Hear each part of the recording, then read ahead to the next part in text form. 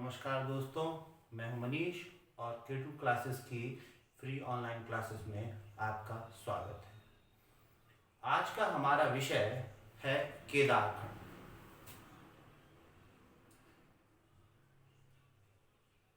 केदारखंड का अगर बात करें तो केदारखंड ही वर्तमान गढ़वाल है। यही क्षेत्र बद्रिकाश्रम के नाम से भी जाना जाता रहा है। यानी कि अगर हम कहें तो केदारखंड या हम बात कर रहे हैं वर्तमान गढ़वाल की। हमने इससे पहली जो हमारी पूर्व कक्षा थी उसमें देखा था कि किस प्रकार आपका स्कंद पुराण में 5 हिमालय खंडों की चर्चा है, जिसमें से 2 भाग क्रमशः केदारखंड व मानसखंड उत्तराखंड के गढ़वाल व कुमाऊं है। वहां हमने इनका सीमा विस्तार देखा।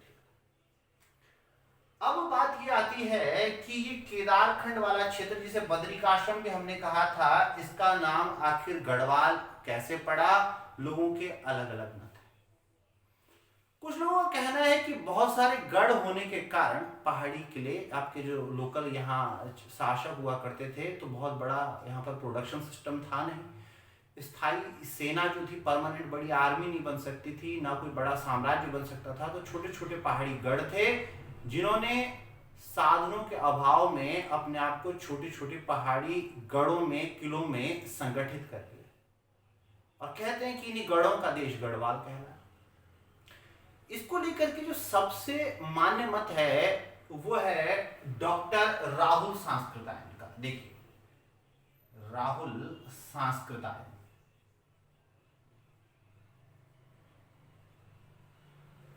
डॉक्टर राहुल सांस्कृतायन का जो मत है कि क्षेत्र का नाम आखिर गढ़वाल कैसे पड़ा केदारखंड वाले का, ये मत देते हैं। इनकी एक पुस्तक है हिमालय का परिचय। हिमालय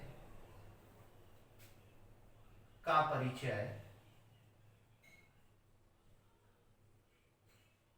खंड 1, और ये 1953 में जो है वो आपका पब्लिश हुई।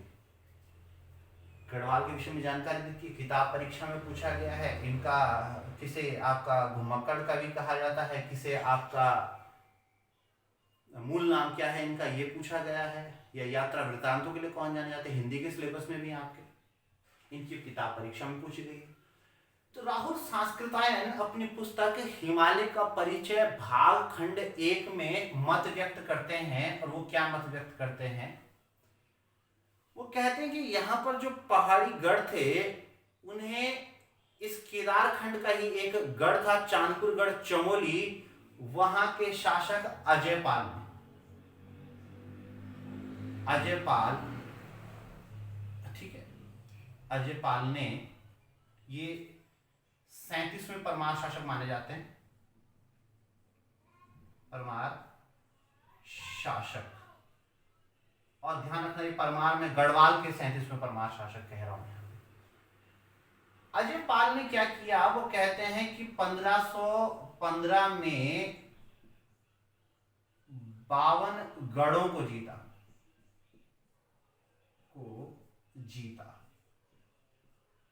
अब उनका यहां पर व्यू है कि अजयपाल, अब गढ़ों को इन्होंने जीत लिया और एक बड़ा साम्राज्य यहां पर बन गया। तो इनका इलाका कहलाया गढ़पाल। गढ़ अजयपाल, गढ़ों को जीता गढ़पाल। और कहते हैं कि धीरे धीरे यही परंपरा आगे प्रचलन में रही और अजयपाल गढ़पाल हो गए और गढ़पाल का क्षेत्र जो है वो गढ़वाल हो गया। लेकिन उनका मानना है कि इस समय गढ़वाल शब्द की चर्चा, या इस समय गढ़वाल शब्द की जो चर्चा साहित्य में या कहीं ऐसी मिलती है, ऐसा नहीं कहते। वो कहते हैं कि यही एक घटना है जिससे ये माना जा सकता है कि आपका केदारखंड का नाम गढ़वाल कैसे हुआ होगा। हालांकि जब आप अजयपाल पढ़ेंगे तो यहाँ पर ये सरोला ब्राह्मण परंपरा, जो कि एक सैन्य सुधार है, आपका माप की पद्धति में धूली पाथा चलाएंगे, नाथ परंपरा के अनुयायी हैं जो कि जाति व्यवस्था को नकारेंगे। अजयपाल परमार के बारे में बहुत कुछ हम जानेंगे, लेकिन फिलहाल आप यहीं पे गौर करें। अब बात आती है गढ़वाल शब्द की। गढ़वाल, अब गढ़वाल शब्द का प्रथम प्रयोग,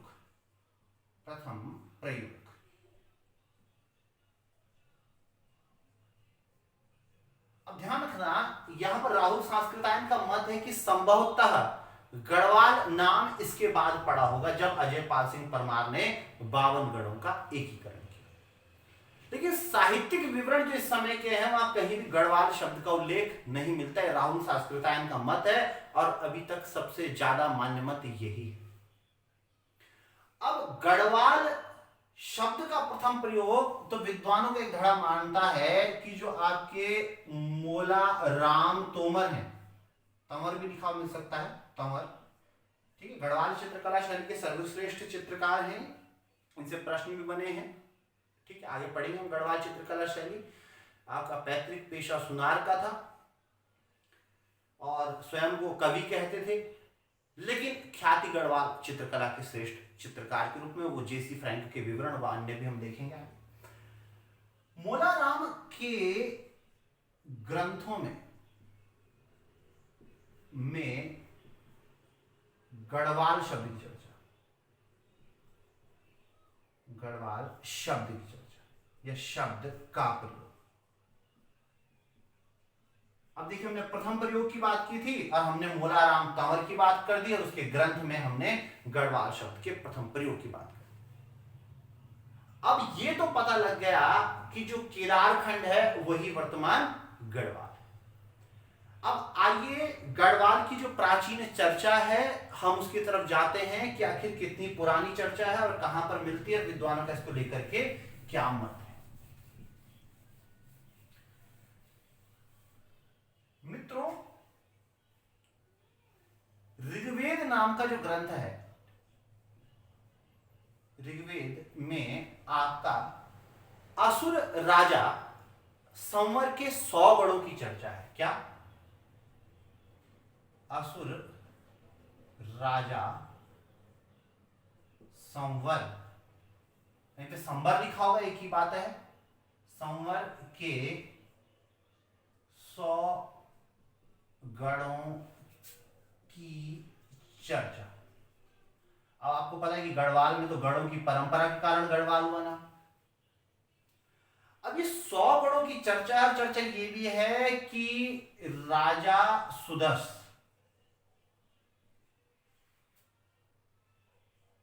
व इंद्र ने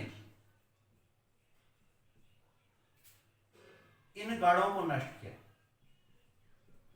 गढ़ों को नष्ट किया। अब कुछ विद्वान ये मानते हैं कि ऋग्वैदिक काल में जो ये राजा सुदर्श हैं ये भरत जन के हैं। मैं पहले बताया तीर्थ जन का शासन था वैदिक काल में, जो कि भरत जन के अधीन था, ऐसा विद्वानों का मानना है। हालांकि पुरातात्विक साक्ष्य इस बात की पुष्टि नहीं करते, लेकिन साहित्यिक प्रमाणों के अनुसार यह कहा जाता है कि राजा सुदर्श जो हैं उन्होंने आपका संवर के 100 गढ़ों का अंत किया। अब चूंकि इंद्र को पुरंदर कहा जाता था और ये कहते हैं, विद्वानों का एक व्यू है कि आपका यहां पर ये 100 गढ़ थे, तो ये प्राचीन सुदर्श के द्वारा संवर के गढ़ों को तोड़ने की चर्चा गढ़वाल क्षेत्र में मिलती।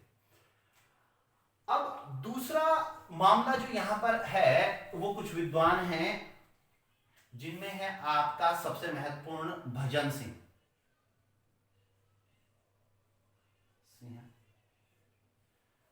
भजन सिंह का जो मत है, इनके साथ और भी विद्वान हैं, वो उनकी पुस्तक में उन्होंने व्यक्त किया। पुस्तक परीक्षा में पूछी गई है इसलिए मैं बता रहा हूं, और पुस्तक है आर्यों का निवास स्थान मध्य हिमालय।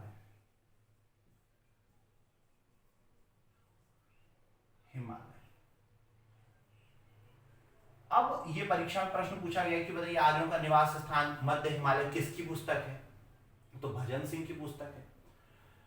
अब भजन सिंह जी ने यह मत व्यक्त किया है और इन्हीं के मत का समर्थन करते हैं आपका हरिराम धसमाना और आपका शिवानंद शिवांगी नौटियाल।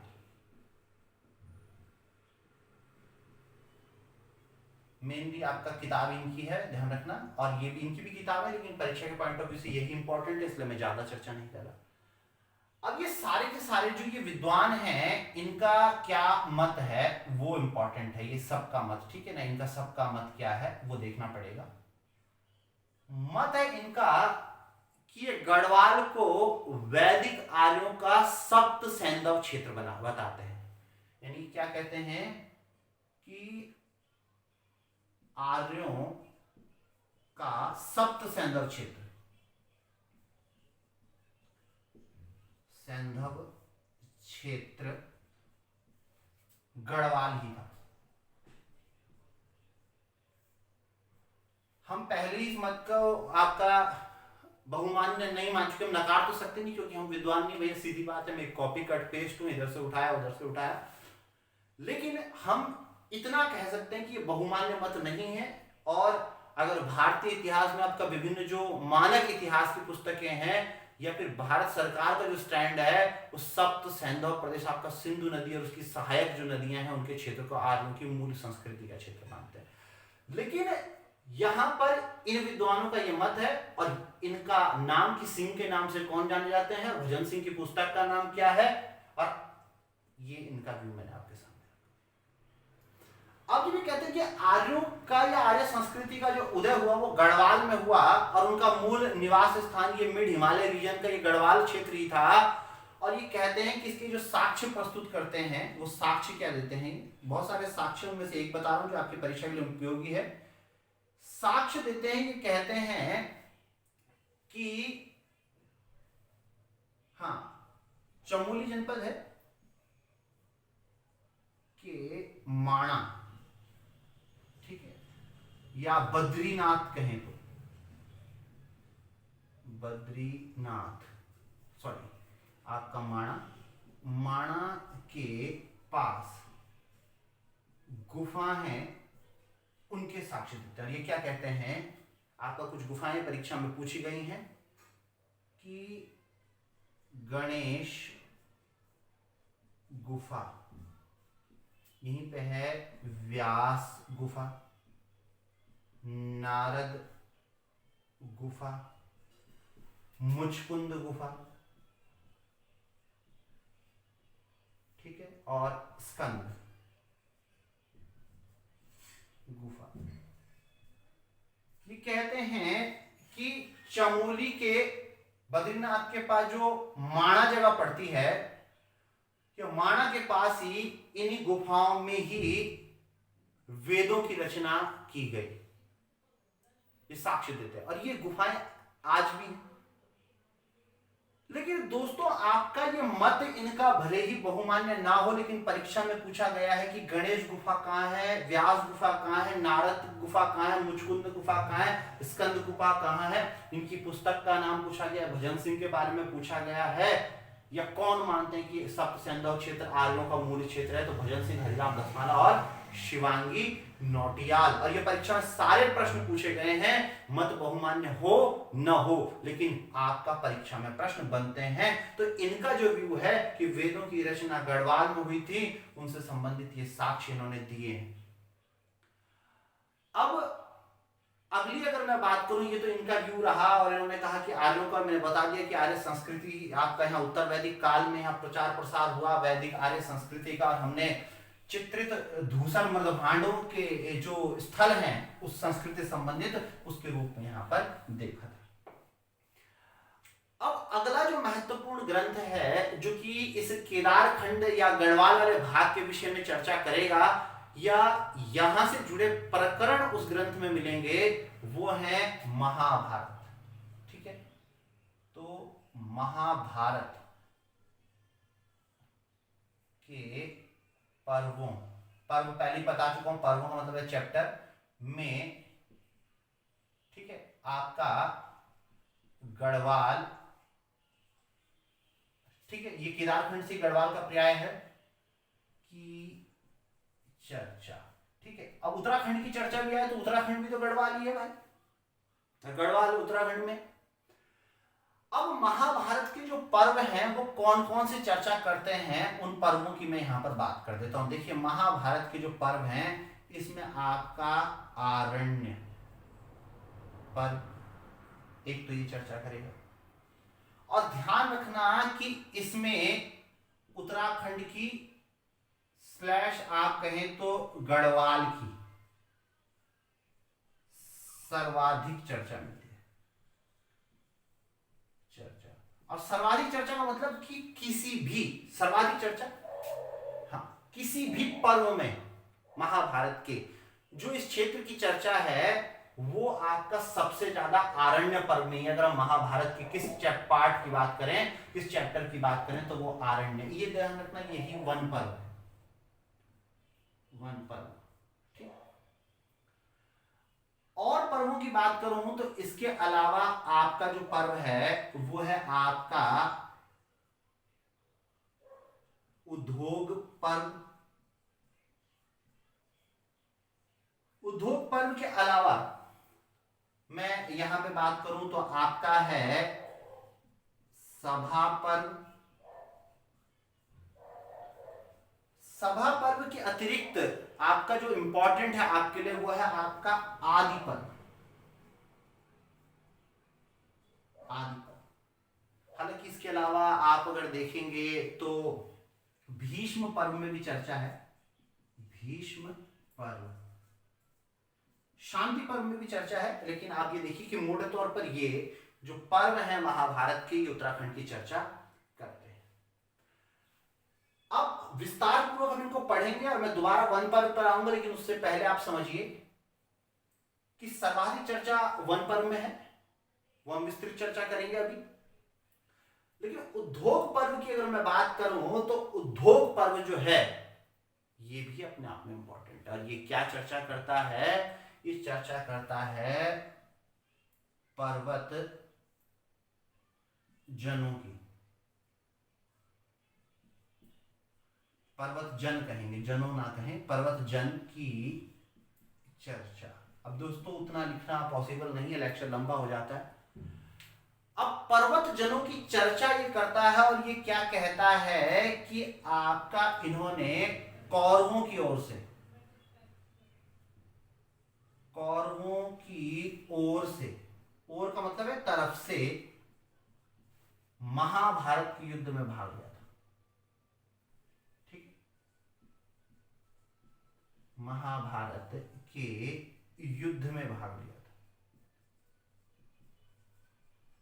अब मेरी बात को आप ध्यान से सुनना।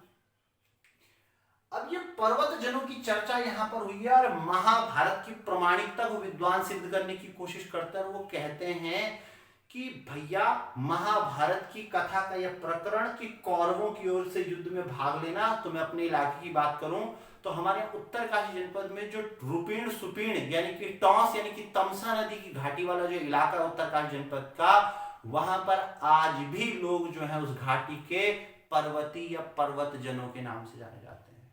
ये मेरा मत नहीं, डॉक्टर कठौच का मत है, अन्य विद्वान भी देते हैं, लेकिन उनमें से एक डॉक्टर कठौच है। उनका कहना है कि यहां पर साक्ष्य मिले, और बिल्कुल मैंने अपनी आंखों से देखा है कि वहां पर आपका आज भी देवरा जो है वहां पर आपका कर्ण महाराज का मंदिर है। रुपीण सुपीण नदियां वहां मिलेंगी, और वहां आज भी गेंदवा मेला लगता है, जो कि आपका साठी और पासी यानी कि कौरव और पांडव दो ग्रुप मिलेंगे, अलग अलग जो गांव है वहां के लोग, और गेंद की छीना झपटी होंगी, उस घटना को याद किया जाएगा। अब डॉक्टर कठौच का यह कहना है कि कहानी के अनुसार कौरवों की पराजय के बाद इस इलाके के लोग जो कि कर्ण को अपना राजा मानते थे, वो आंसुओं से रोए, आंसुओं से एक अपवित्र नदी बनी जिसे तमसा कहा गया, और यही तमसा टॉस का नाम है।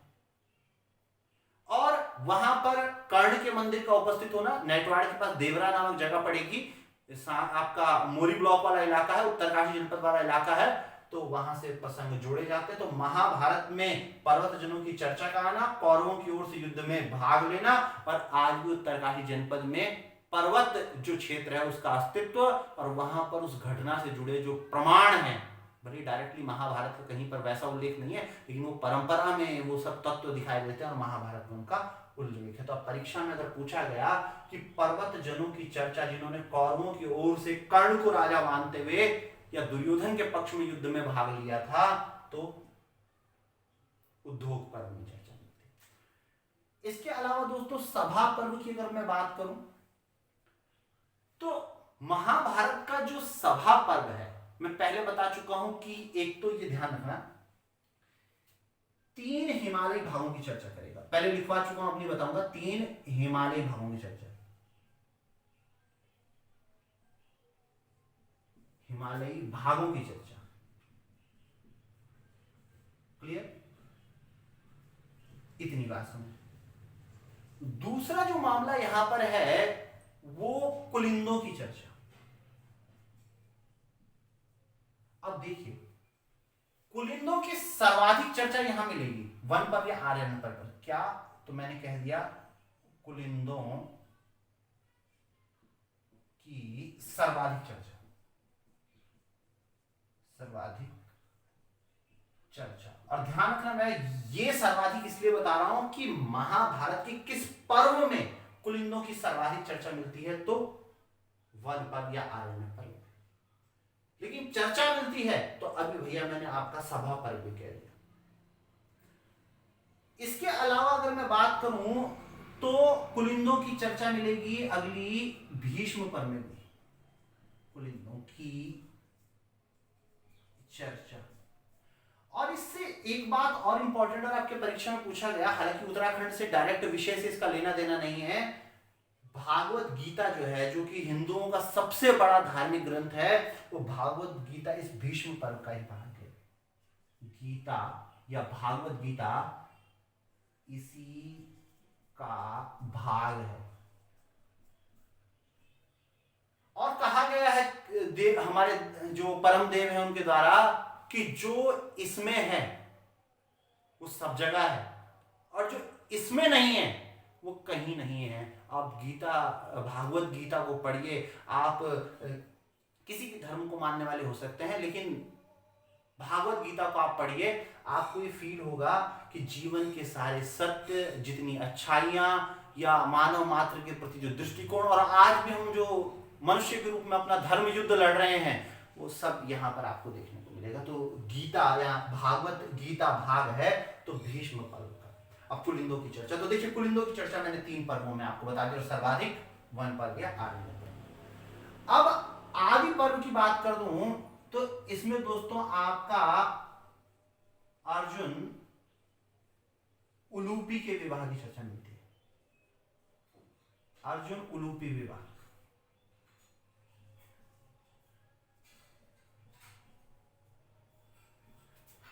हरिद्वार, हरिद्वार के लिए गंगाद्वार शब्द का प्रयोग किया गया है। चर्चा मिलती है कि गंगाद्वार के ऐरावत कुल के शासक नाग कौरव्य, मेरे शब्दों पे गौर कीजिए, गंगाद्वार के शासक, उस क्षेत्र में जो शासन था जिसका,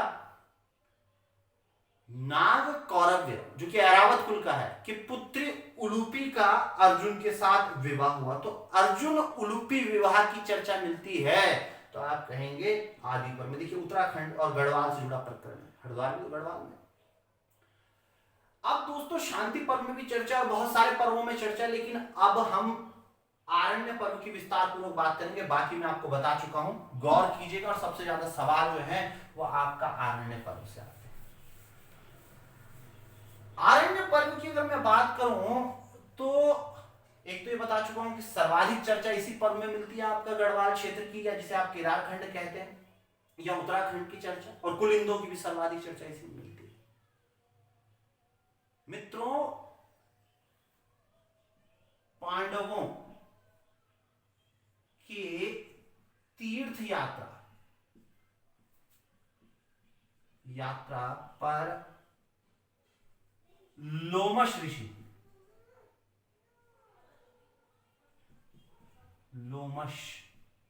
ऋषि के साथ आने की चर्चा है। पर इस क्षेत्र पे आए।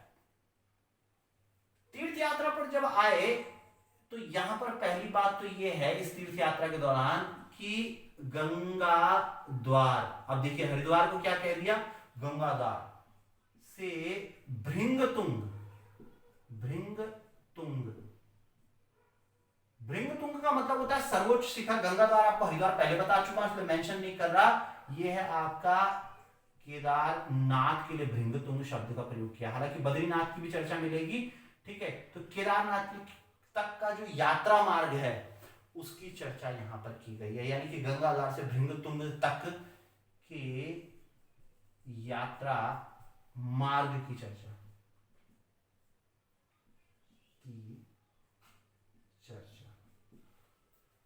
अब दूसरी चर्चा जो यहां मिलती है वो क्या मिलती है, वो चर्चा मिलती है आपकी कुलिंद राज सुबाहु की।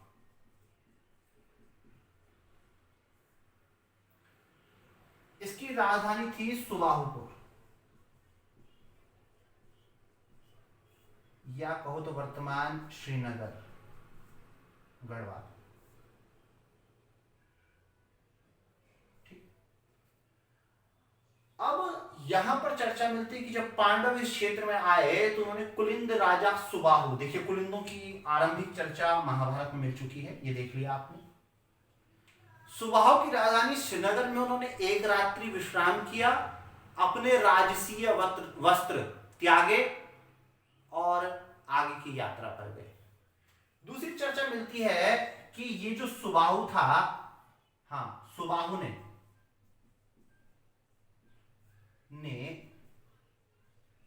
पांडवों की ओर से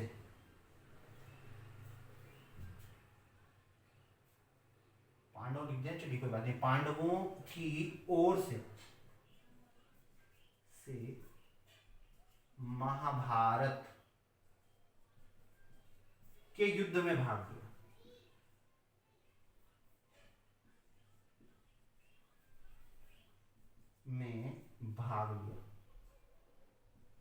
क्लियर हो गया।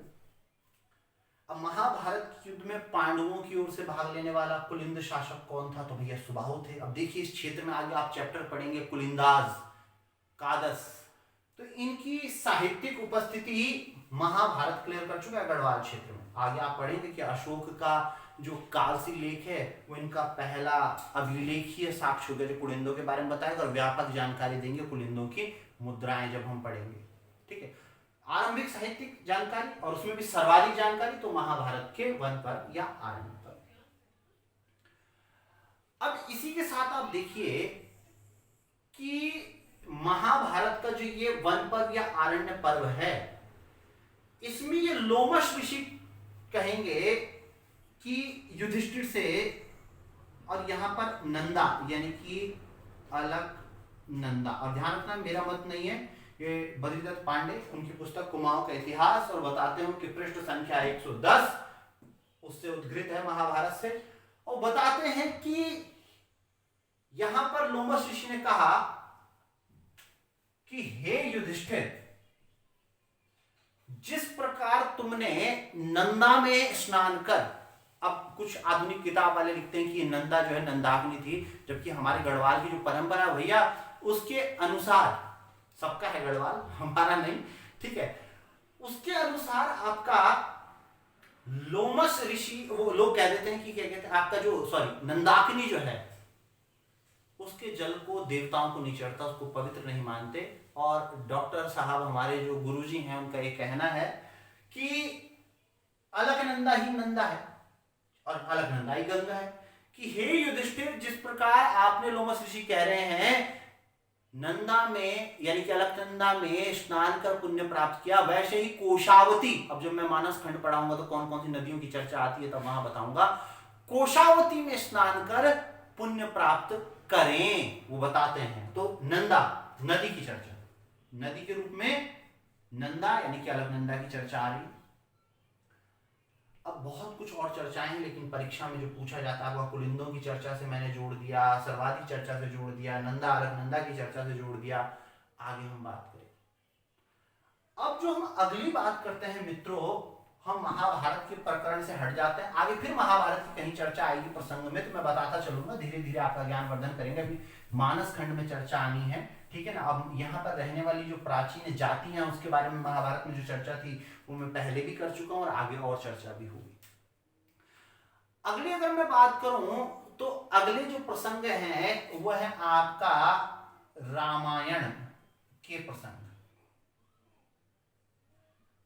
प्रसंगों में गढ़वाल की चर्चा या इस क्षेत्र की चर्चा, क्षेत्र की चर्चा। अब देखिए, अभी वैसे भी आपका राम जन्मभूमि वाला जो विवाद है वो खत्म हुआ और मंदिर वहां बनाया, तो परीक्षा में हो सकता है यहां से कोई प्रश्न आए, है तो धार्मिक दृष्टिकोण के प्रश्न, ठीक है ना। लेकिन जब आपके उत्तराखंड ग्रुप सी वाले ने प्रश्न पूछ दिया कि बताइए राम कौन से युग में हुए, तो भैया ये तो फिर भी पुस्तकें हैं और प्रमाणिकता का अंश इनमें है, ठीक है ना। जब ये प्रश्न पूछा गया था परीक्षा में, ठीक, तो भाई इसका मतलब राम जो है वो एक उस पर्टिकुलर युग में हुए हैं, और जब उस युग में राम हुए हैं तो जाहिर सी बात है कि भैया ये पुस्तक प्रमाणिक है, ठीक है, प्रश्न पूछे जा सकते हैं। अब यहां पर क्या प्रश्न है कि उत्तराखंड के विषय में जो चर्चा मिलती है वो ये चर्चा मिलती है कि राम श्री राम के वनवास के बाद,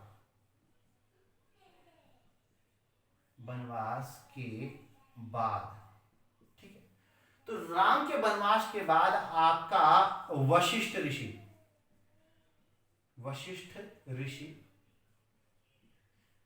अब दोस्तों ये आ जाएंगे टिहरी।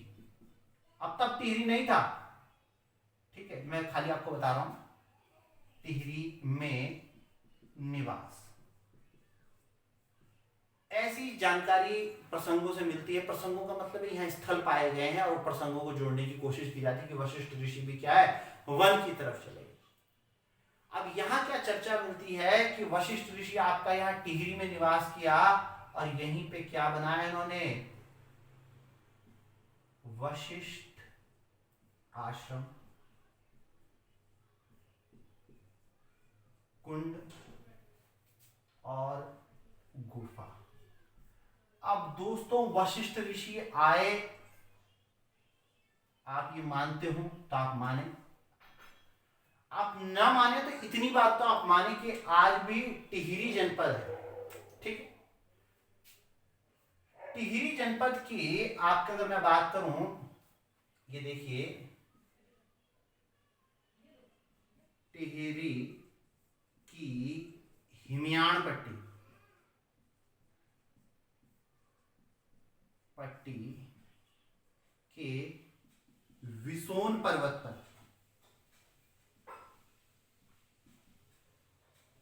पर आपका वशिष्ठ ऋषि के बसने की जो कथा है वो प्रचलन में है और माना जाता है कि यहीं पे आपका, और साक्ष्य भी हैं कि ये वशिष्ठ आपका आश्रम और यही वशिष्ठ कुंड और वशिष्ठ गुफा। परीक्षा में ये वशिष्ठ कुंड पूछा गया कहाँ स्थित है, आंसर टिहरी जनपद लगाया गया है। और कुछ भी आप न माने, आपका अपना सोचना हो सकता है इस बात को लेकर के, लेकिन हमारे जो धार्मिक पर्यटन है उसके दृष्टिकोण से तो महत्वपूर्ण है।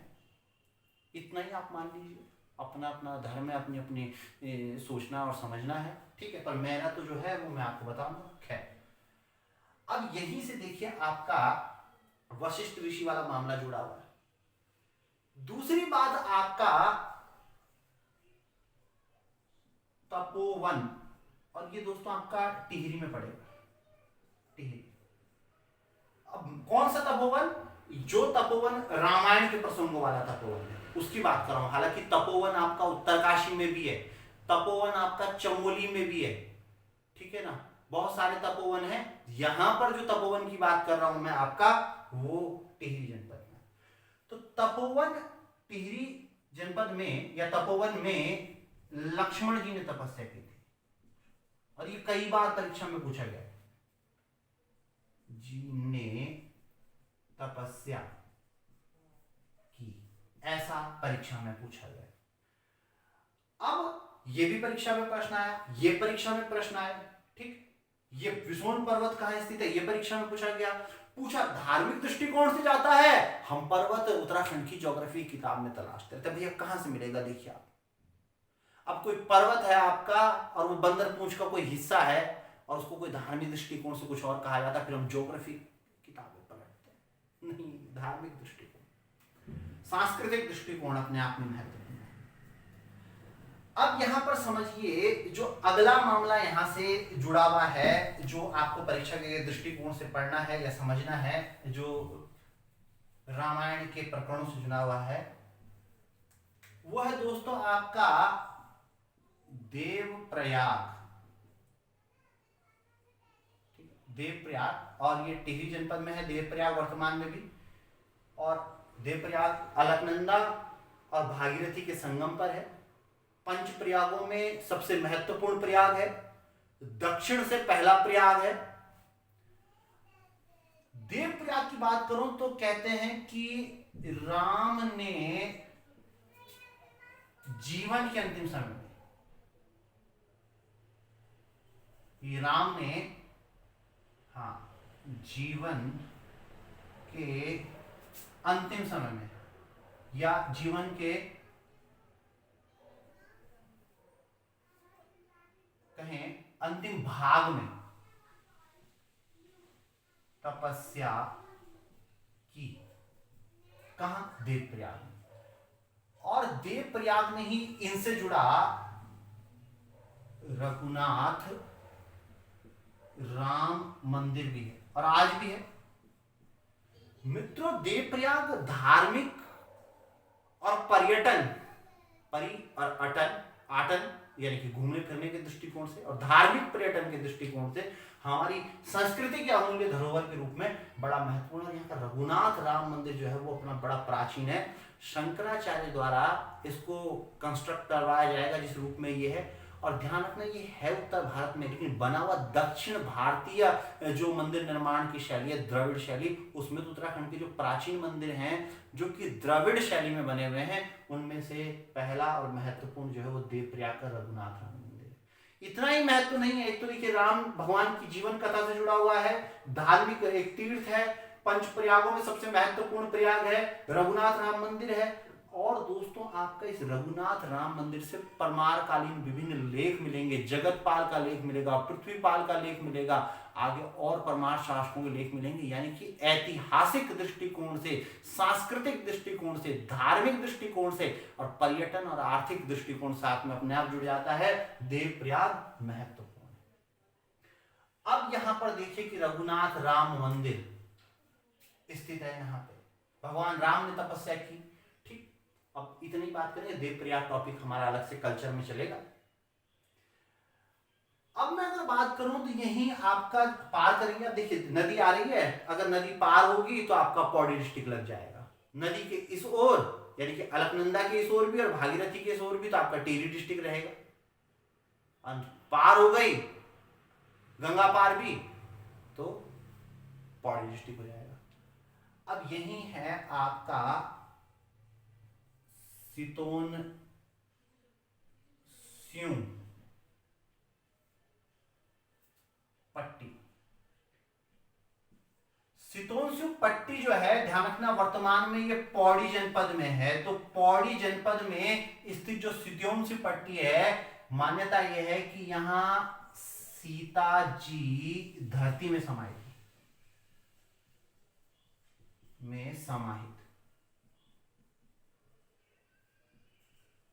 हुई। अब यहीं पे हर साल इसी को लेकर के मनसार का मेला लगता है। मनसार का मेला। दूसरी महत्वपूर्ण बात और सबसे महत्वपूर्ण बात अब यह है, ये तो देखिए ऐतिहासिक जो कथा जुड़ी हुई है वो है। मनसार का मेला अभी भी लगता है। कहां लगता है? पौड़ी जनपद में। कौन सी पट्टी? तो सितोंस्यू पट्टी। वर्तमान में प्रासंगिक ये है कि राम मंदिर बना जब तो उत्तराखंड में सितोंस्यू पट्टी का जो ये इलाका है, यहां से दोस्तों आपका जो यहां पर देवी का जो मंदिर है वहां से आपका मिट्टी गई। तो राम मंदिर के निर्माण के लिए, मंदिर निर्माण वर्तमान प्रसंग से जोड़ दिया, के लिए मिट्टी गई। मिट्टी कहां? अयोध्या।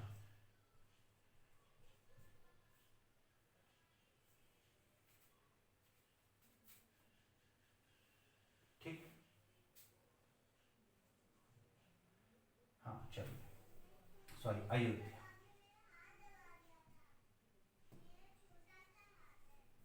ठीक, अब यहां पर देखिए कि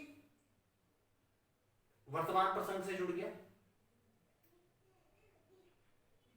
अगला जो प्रसंग है वो समझने की कोशिश कीजिए। वो जुड़ा है आपका कमलेश्वर मंदिर से।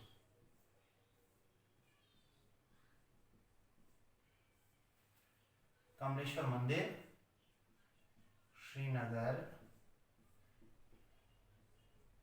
पौड़ी गढ़वाल। अब कमलेश्वर को लेकर के उत्तरकाशी जनपद वाले कंफ्यूज जाएंगे, रवाई घाटी वाले। पुरोला के पास जो मंदिर है, आप कमलेश्वर उसको कहते हैं, लेकिन वो एक्चुअली कपिल मुनि आश्रम मंदिर है, कह देते हैं कमलेश्वर। आपसे परीक्षा में अगर पूछा जाए कि कमलेश्वर मंदिर कहां स्थित है, और दोस्तों कम से कम 20 बार उत्तराखंड ग्रुप सी में पूछा गया है, तो वो श्रीनगर पौड़ी में स्थित है। यहां पर राम ने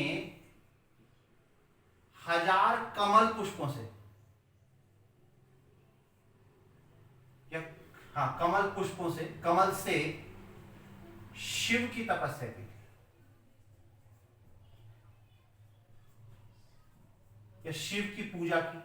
और कहते हैं कि एक कमल कम था, उन्होंने अपनी आंख निकाल के डाल दिया, ऐसे कथा है। लेकिन कमलेश्वर को लेकर के एक आप बात समझ लीजिए, अगर विकल्प में ये श्रीनगर ना हो तब आप पुरोला वाला कमलेश्वर चुनेंगे।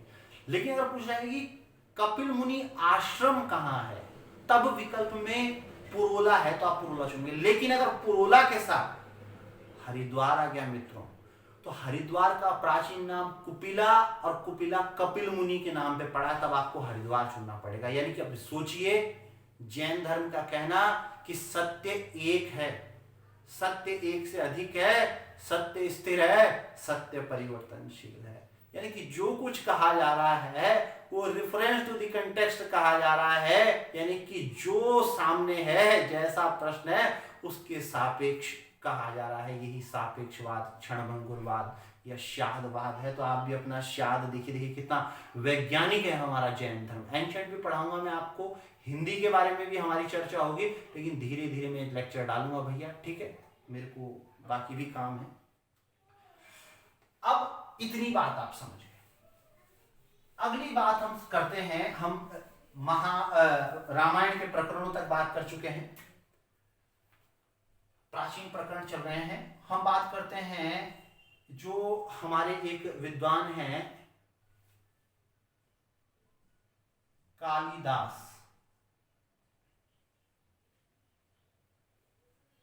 के ग्रंथों में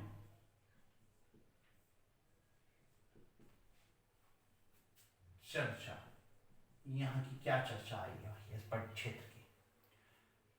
कालिदास के ग्रंथों की अगर मैं बात करूं तो दोस्तों आपका चाहे वो रघुवंशम,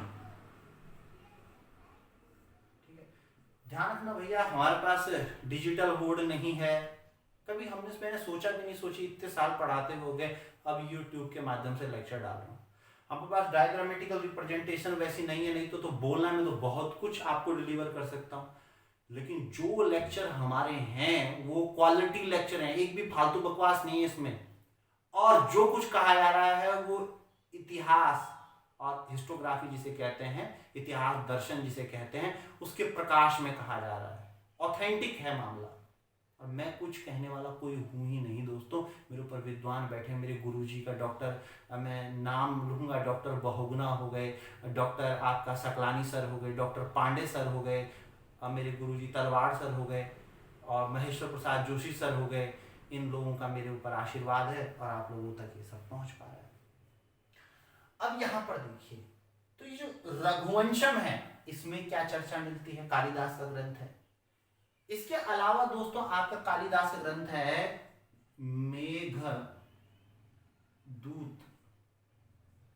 या मेघदूतम, इसमें चर्चा मिलती है। भैया क्या चर्चा है, ये भी तो देखने वाली बात है। रघुवंशम, मेघदूतम, अभिज्ञान शाकुंतलम, अभिज्ञान शाकुंतलम, इन सभी में चर्चा मिल रही है। क्या चर्चा है वो देखिए। यहां पर देखिए कि रघुवंशम जो है इसमें गौरी गुरु पर्वत की चर्चा है। गौरी गुरु पर्वत की चर्चा, और इसे गंगा तट पर बताया गया है। हाँ सॉरी, तट के पास, ठीक। और ये गौरी गुरु पर्वत जो है ये बताया गया है कि यहां पर वशिष्ठ ऋषि का आश्रम है। गौरी गुरु पर्वत, हाँ, पर वशिष्ठ आश्रम की चर्चा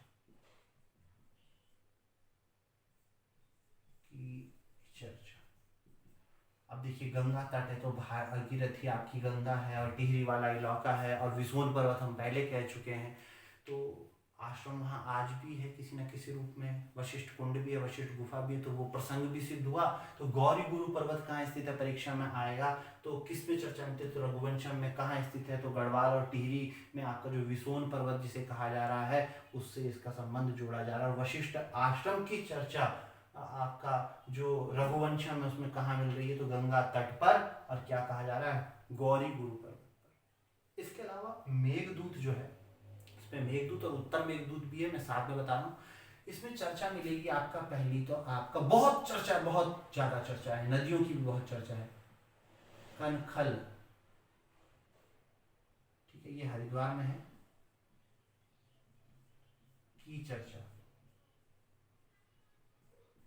पहली बात तो मित्रों आपकी क्लियर हो गई कि कनखल हरिद्वार की चर्चा इसमें मिलती है। बस इतना ही जानिए, बहुत लंबी चौड़ी बात है। दूसरी चर्चा मिलती है इसमें अलकापुरी की,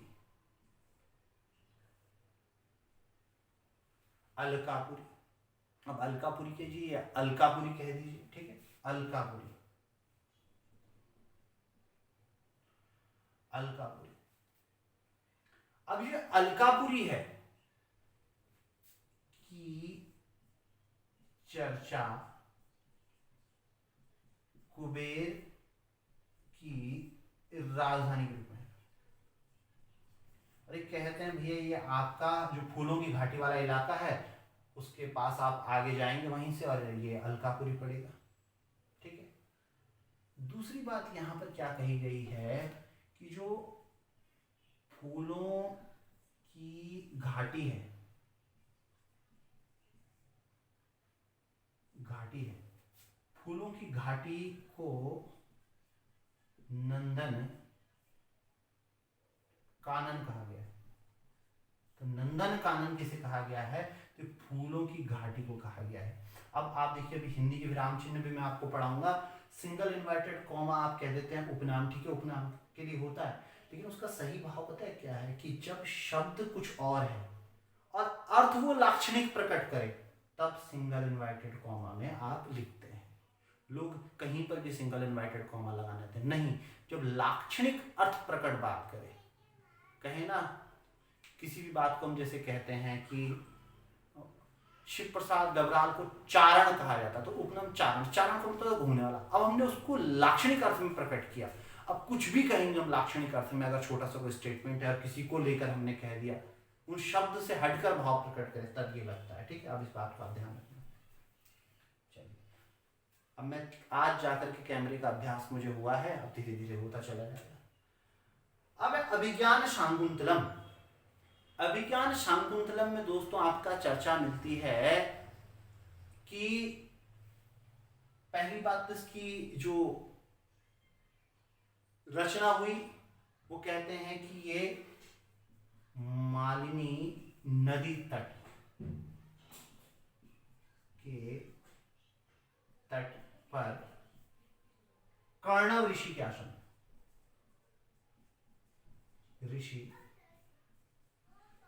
आश्रम में। अब दूसरी बात ये निकल के आई कि मालिनी नदी जो है, जो कि आपके कोटद्वार के पास जगह पड़ेगी, आपकी चौका घाट, वहां बहती है। तो गढ़वाल क्षेत्र की चर्चा आ गई। अब कर्णवाश्रम प्राचीन शिक्षा का केंद्र भी यहां पर था, और कर्णवाश्रम का वर्तमान जो अभी तक नाम था वो कहलाता था आपका चौका घाट वाला क्षेत्र, और अब तो कोटद्वार का नाम कर्णवाश्रम कर दिया गया है। अब आगे से कोटद्वार जो है वो कर्णवाश्रम कहलाएगा, कर्णव ऋषि के नाम पर, ठीक है। हालांकि कोटद्वार जो है वो दूसरी नदी के तट पर है, मालिनी के तट पर ये चौका घाट पड़ता है, ठीक है। अब पहली बात तो ये कि बताइए क्या चर्चा मिलती है। तो ये चर्चा मिलती है कि अभिज्ञान शाकुंतलम की जो रचना है वो आपका कालिदास ने कहाँ पर की, मालिनी नदी की चर्चा मिलती है, कर्णव ऋषि के आश्रम की चर्चा मिलती है जो वर्तमान में चौका घाट के नाम से जाना जाता है, ठीक है, कोटद्वार के पास वाला इलाका है।